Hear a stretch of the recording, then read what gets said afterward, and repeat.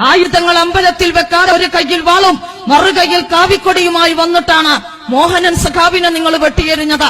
അതിന്റെ തൊട്ടുമുമ്പുള്ള വിഷുവിനാണ് പൊയ്രൂരിലെ വിനോദനെ നിങ്ങൾ കൊന്നതെങ്കിൽ അതിനും തൊട്ടുമുമ്പുള്ള വിഷുവിനാണ് കുത്തുപറമ്പിലെ പി ബാലനെ നിങ്ങൾ കൊന്നത്. അതിനിടയിൽ തന്നെയാണ് ശബരിമലക്ക് മാലയിട്ട ആയിത്തറ വിജേഷ് എന്ന ഡിവൈഎഫ്ഐക്കാരനെ നിങ്ങള് വെട്ടിക്കൊന്നത്.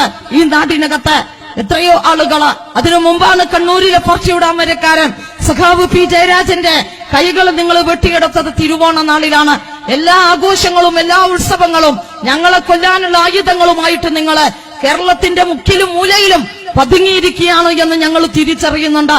പേടിയില്ലാത്തത്, ഞങ്ങൾക്ക് പേടിയില്ലാത്തത് ഈ ഭരണം കിട്ടിയിട്ടും നിങ്ങൾ തന്നെയാണ് ഞങ്ങളെ കൊന്നൊടുക്കുന്നത്. പിണറായിലെ ധർമ്മടത്താണ് രവീന്ദ്രനെ ബോംബെറിഞ്ഞ് കൊന്നതെങ്കിൽ, എങ്ങണ്ടിയൂരിലെ ശശികുമാറിനെയാണ് നിങ്ങളെ പിന്നീട് കൊന്നതെങ്കിൽ, പയ്യന്നൂരിലെ ഡിവൈഎഫ്ഐയുടെ നേതാവ് സഖാവിനെ ധനരാജിനെ നിങ്ങൾ പിന്നീട് വെട്ടിക്കൊന്നതെങ്കിൽ, നിങ്ങൾ കരുതുന്നത് ഞങ്ങളെ ഡിവൈഎഫ്ഐക്കാരെ ഈ കേരളത്തിന്റെ മണ്ണിൽ ഇല്ലാതാക്കിയാൽ ഈ പ്രസ്ഥാനത്തെയും ഈ സംഘടനയും തകർക്കാൻ പറ്റും എന്ന് നിങ്ങൾ കരുതുന്നുണ്ടെങ്കിൽ അത് തെറ്റാണ്.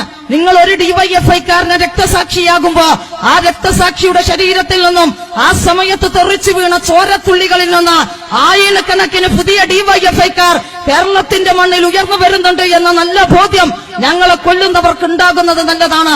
ഡിവൈഎഫ്ഐയുടെ പതാകയിലേക്ക് ഓരോ വർഗീയവാദിയും സൂക്ഷിച്ചു നോക്കുക.